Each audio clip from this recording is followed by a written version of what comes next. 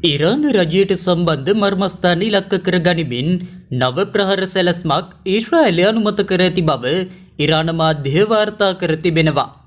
ඒ හමුවේ ටෙහෙරානයෙන් සිවිල් වැසියන් ඉවත් කිරීම සඳහා ඊශ්‍රායලය අනතුරු ඇගවීම නිකුත් කරමින් සිටින බවයි වාර්තා වන්නේ.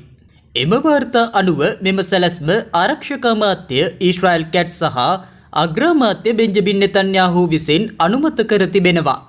ඊශ්‍රායල භූමියට එල්ල කරන ප්‍රහාරවලට ප්‍රතිචාර වශයෙන් ඉරාන නායකත්වයට බලපෑම් කිරීමේ උපාය මාර්ගයක් ලෙස ඉරානයේ අගනුවර තෝරාගත් ඉලක්ක වෙත ගුවන් ප්‍රහාර එල්ල කිරීම ඔවුන්ගේ සැලසුම බවයි පැවසෙන්නේ. ඒ අනුව ඊශ්‍රායල මාධ්‍ය වාර්තා කරන්නේ ටෙහෙරානයේ හමුදා යටිතල පහසුකම් අසල ප්‍රදේශවලින් පලා යාමට සිවිල් වැසියන් දිරිමත් කිරීම මගින් ටෙහෙරානයේ තත්ත්වය අස්ථාවර කිරීම ඊශ්‍රායලයේ ඉලක්කය බවයි.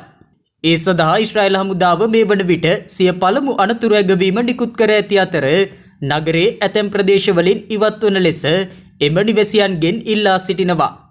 ඊශ්‍රායලයේ ආරක්ෂක අමාත්‍ය ඊශ්‍රායල් කැට්ස් හමුදාවේ මාණ්ඩලික ප්‍රධානී එයාල් සමීර් සහ සාමාන්‍ය කාර්ය මණ්ඩලය අතර භූගත අනදෙන බංකරයක ඊයේ පැවති රැස්වීමකදී ටෙහෙරානයට පහර දීමේ සැලැස්ම අවසන් කර ඇති බවයි වාර්තාව වැඩිදුරටත් සඳහන් කළේ.